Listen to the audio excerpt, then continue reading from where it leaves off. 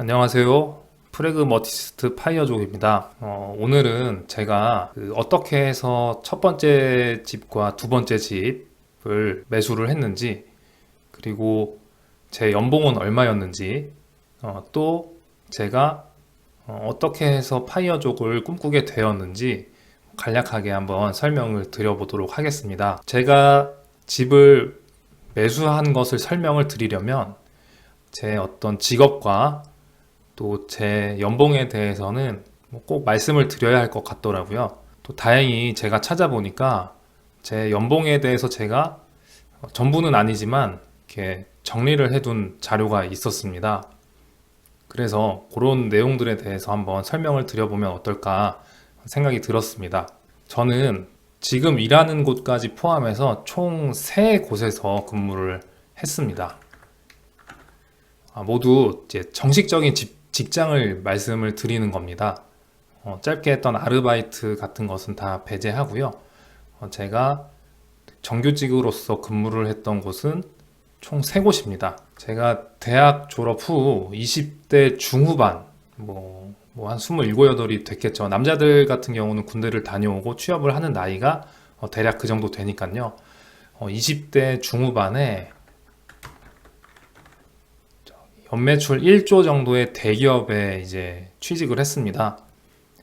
유명하다면 유명하고 할 수도 있고, 유명하지 않다면 유명하지 않을 수도 있지만, 취업을 준비하는 사람들에게는 그래도 어느 정도 알려진 연매출 1조 정도의 대기업이었습니다.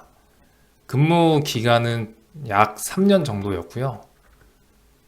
찾아보니까 이 회사에 대해서 어떤 연봉계약서, 또 실제 급여 내역이 있더라고요. 요것은 조금 이따가 같이 한번 보도록 하겠습니다. 그리고 이 회사를 약 3년 정도 다니다가 제가 꿈꾸던 바가 있어서 또 다른 복합적인 이유들로 퇴사를 하게 되었습니다. 어떤 직장 생활에 대한 회의감도 있었고, 또 제가 대학 때부터 목표했던 곳이 있어서 3년 근무를 하고 퇴사를 했고요. 그 후에 어떤 공부를 조금 열심히 했습니다. 1년 넘게 목표했던 것을 이루기 위해서 이런 말씀을 드리기는 좀 그렇지만 엉덩이 피부살이 벗겨질 정도로 오랫동안 책상 앞에 앉아서 공부를 했던 기간이 있습니다. 하지만 실패를 했어요. 조금 더 노력을 했으면 결실을 맺을 수도 있었을 것 같은데 나이도 조금씩 차고 있고 또 공백이 이렇게 길어지면 안 될 것 같아서 그 꿈은 접게 되었습니다. 그리하여 두 번째 직장에 이제 취직을 하게 되었습니다. 두 번째 직장은 첫 번째 직장과 같은 직무였고요. 연봉과 그 직급을 높여서 취업을 했습니다. 예를 들어 첫 번째 직장을 사원에서 제가 퇴사를 했다 하면 두 번째 직장은 대리 정도로 취업을 했겠죠. 연봉도 직급에 맞게, 그리고 이 회사는 연매출이 첫 번째 회사에 거의 20배 이상 차이가 나는 기업이었습니다. 그러니까 연매출이 20조가 넘는 누구나 알만한 회사예요. 이 회사 누구나 가고 싶어하는 회사. 그런데 이 회사도 약 1년 정도 근무 후 퇴사를 하게 됩니다. 이유는 결국은 어떤 대우나 어떤 사회적 인식은 훨씬 더 좋은 회사였지만 기본적으로 사기업이라는 본질은 동일하더라고요. 그래서 많은 고민 끝에 좀 회의감을 느끼고 퇴사를 하게 되었습니다. 이때까지만 해도 제가 직장 생활에 적합하지 않은 인간인가? 이런 고민들도 들더라고요. 하여튼 간에 이런 두 회사에서 느낀 점이 뭐냐면 결국은 직장은 내 자아를 실현하는 곳은 아니다. 어차피 돈을 버는 것이 목적이기 때문에 그것이 목적이라면 그저 정년이 좀 보장이 되고 업무 강도도 좀 낮은 곳이면 되겠다라는 판단이 들었습니다. 즉 내가 하고 싶은 일, 내가 잘하고 싶은 일도 중요하지만 결국은 그것보다는 직장에서 좀 편하게 근무를 하면서 비교적 적지 않은 돈을 받는 게 가장 좋은 것이라는 걸 깨달았습니다. 그래서 어떤 깨달음을 얻었죠. 그래서 결국은 현재 직장에 취직을 하게 됩니다. 현재 다니고 있고요. 정년이 보장되어 있고, 또 어떤 의미에서는 뭐 마냥 편한 일은 아니지만 또 어떤 의미에서는 업무 강도가 상당히 낮습니다. 그냥 나만 잘하면 되고, 남한테 크게 뭐 싫은 소리 들을 것도 없고, 싫은 소리 할 필요도 없고, 그래서 요 세 번째 직장까지 취업을 하게 되었습니다. 이렇게 해서 저는 총 3군데의 직장에서 어떤 공백을 포함하면 총 약 10여 년 정도 흘렀습니다. 제가 첫 번째 직장에 취업을 한 순간부터 현재 지금 2021년 11월까지 총 10년이라는 세월이 흘렀어요. 이 사이에는 뭐 1년 조금 더 길게 공백기도 있습니다. 제가 첫 번째 직장에서 두 번째 직장으로 갈 때, 또 두 번째 직장에서 세 번째 직장, 현재 직장에 올 때, 이런 순간들을 보면은 어떤 공백들은 있습니다. 그 공백은 약 2년에서 3년 정도 되는 것 같습니다.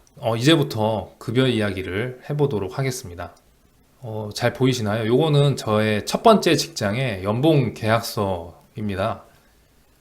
제가 전체를 다 모아두지는 못했어요. 아마 2013년 뭐 언젠가 캡처를 해둔 파일이 웹하드에 있더라고요.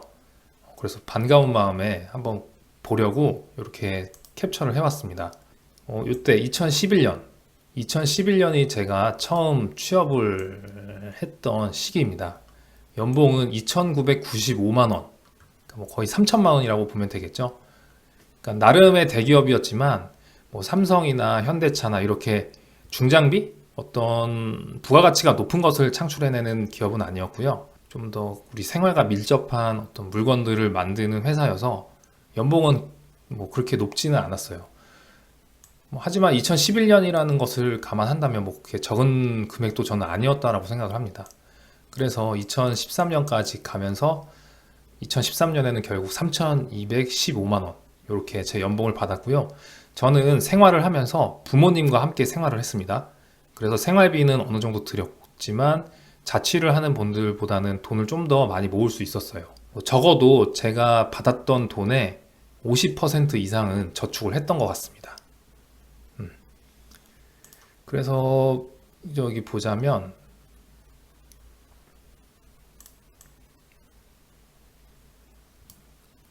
실제 수령 금액도 있더라고요.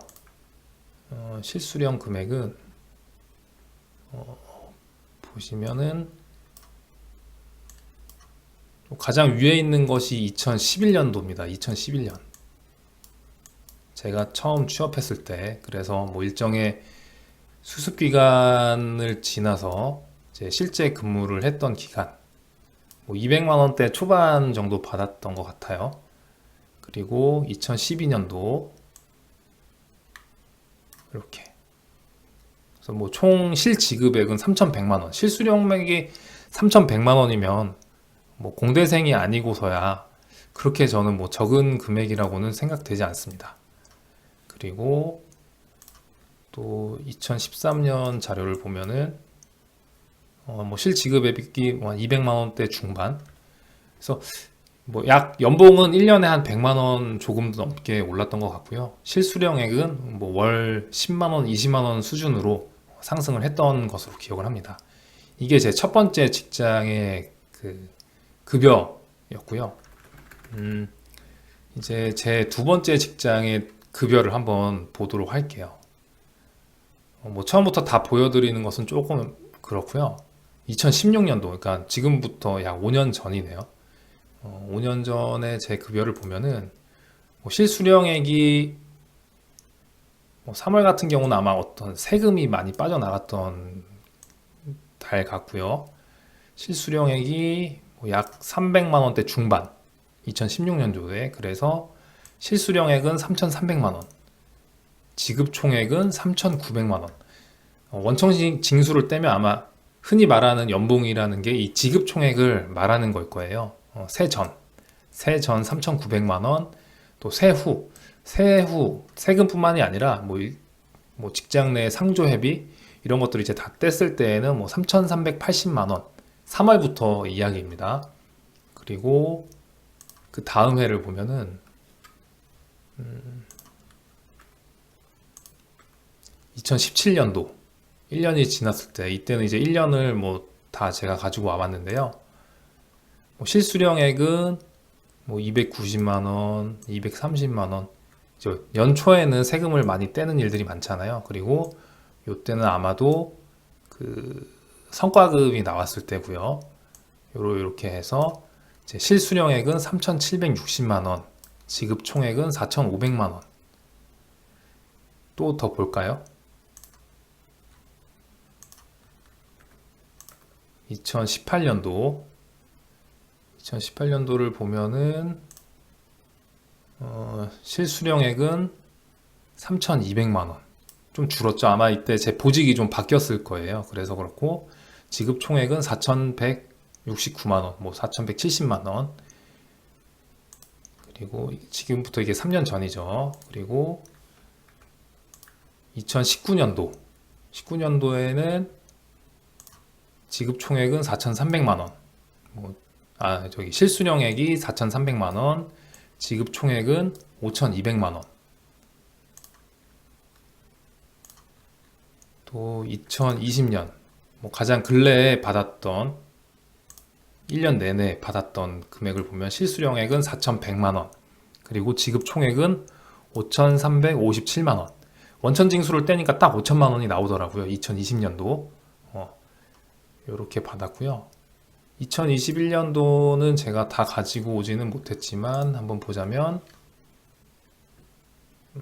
제 생각에는 이게 여름에 이제 캡처를 해둔 건데, 제 생각에는 지급 총액은 뭐 한 200만 원 정도 늘어날 것 같고요. 뭐 실수령액도 그와 비례해서 올라갈 것 같습니다. 이렇게 해서 제가 그 두 번째 직장에 대한 자료가 없더라고요. 1년 동안 근무를 하면서 이 자료는 모아두지를 못한 것 같은데요. 이렇게 해서 제가 받았던 급여들에 대해서 보여드렸습니다. 저는 아까도 말씀드렸듯이 50% 이상을 저축했어요. 그때 당시에는 저축밖에는 재테크를 할 줄을 몰랐습니다. 그리고 재테크를 할 만큼 어떤 목돈도 있지 않았고요. 50%를 저축을 했고 50% 이상, 나머지 금액들은 그냥 자유롭게 사용을 했습니다. 다른 펀드나 이런 것들은 큰 돈을 꾸준히 했던 적은 없습니다. 주택 청약을 계속 부었고요. 지금도 가지고 있습니다. 근데 한 번도 당첨은 되지 않았습니다. 이렇게 해서 제가 첫 번째 아파트를 매수할 때 현금으로 약 8천만 원 정도 가지고 있었습니다. 첫 번째 아파트를 이 8천만 원으로 매수를 했고, 두 번째 아파트도 이 8천만 원 플러스 어떤 근무하면서 조금씩 모아두었던 돈, 그리고 신용 대출을 받아서 두 번째 아파트까지도 매수를 했습니다. 그래서 요즘에 흔히 유튜브를 보면은 목돈을 3천만 원을 만들어라, 5천만 원을 만들어라 하는 이야기들이 있는데, 제가 생각하기에는 아파트나 분양권을 매수할 때 필요한 최소 금액을 이야기하는 것 같더라고요. 내가 실거주를 하는 목적으로 지금 당장 아파트를 매수해야 되면은 부족한 금액이지만, 전세를 끼고 혹은 분양권을 프리미엄을 주고 매수하기에는 부담스러운 금액은 아니다. 그런 의미인 것 같습니다. 이렇게 해서 제가 그 돈을 얼마큼 받았고, 또 어떤 직장에서 근무를 했고, 또 어떻게 주택을 처음 매수를 했는지, 어떤 돈으로 매수를 했는지 간략하게나마 설명을 드려봤습니다. 제가 이렇게 하면서 직장을 또 옮겨 다니고, 또 직장을 꾸준히 다니면서 파이어족을 꿈꾸게 된 계기는 굉장히 많습니다. 직장 생활에 회의감을 느껴서도 그랬고, 또 직장 생활, 사회 생활이 나와는 맞지 않는다는 것을 느껴서도 그랬습니다. 그리고 나는 이렇게 어딘가 꾸준히 출근을 해서 돈을 버는 것보다는 내가 할 수 있고 내가 잘할 수 있는 일을 하면서, 또 내가 하고 싶은 시간에 내가 하고 싶은 양만큼의 일을 하면서 돈을 벌었으면 좋겠다라는 생각이 들었습니다. 제가 사회생활이 저한테 맞지 않다라고 얘기를 드렸는데요. 그렇다고 해서 제가 꼭 못했던 것은 아니에요. 첫 번째 직장부터 지금 직장까지 웬만한 사람들한테는 제 이름만 이야기하면은 아, 그 친구 일 잘하는 친구, 싹싹한 친구 이런 평을 들었습니다. 실제로. 뭐 잘난 사람 제끼고 뭐 못난 사람 짓밟고 또 약한 사람 도와주고 이런 것들을 참 잘했던 것 같아요. 하지만 이런 생활을 하면서 과연 이게 누구를 위한 일일까? 처음에는 재미있었지만 지금 내가 왜 남한테 싫은 소리를 듣고 싫은 소리를 하면서 일을 해야 되지? 이런 회의감이 들었습니다. 그리고 또 제가 대학 때부터 꿈꿔왔던 일이 있기도 했고요. 그러다가 결정적으로 좀 어떤 트리거가 된 사건도 있었습니다. 그냥 간략하게만 말씀을 드리자면 저보다 훨씬 더 일을 잘하는 그리고 제가 어떻게 존경하던 선배가 있었는데 이분이 이제 회사의 임원진이 바뀌면서 새로운 임원진한테 미운 털이 박혔고 그렇게 일을 잘하던 분이 뭐 권고사직을 당하게 되는 이런 일들을 보게 되면서 더 많은 회의감이 들었죠. 그래서 그런 사건이 트리거가 되었습니다. 그래서 과감하게 회사를 그만두었고요. 어쨌거나 지금은 제가 그래도 좀 편하게 일을 하고 있습니다. 자, 이렇게 제가 받았던 연봉, 그리고 또 어떤 생각을 가지고 파이어족을 꿈꾸게 되었는지 설명을 드렸습니다. 요 다음번에는 제가 첫 번째 집, 그 분양권을 매수했던 절차, 그리고 분양권을 매수할 때 어느 정도 금액이 필요하고 또 이 분양권이 매수할 만한 분양권인지 어떻게 판단을 했는지 뭐 제가 꼭 정답은 아닐 수 있지만 제가 쭉 어떤 분양권 매수 매도를 통해서 그 수익을 발생을 시켰던 만큼 어떤 저 나름의 기준과 보는 눈이 있지 않을까요? 그 부분에 대해서 또 설명을 드려보도록 하겠습니다. 들어주셔서 감사합니다.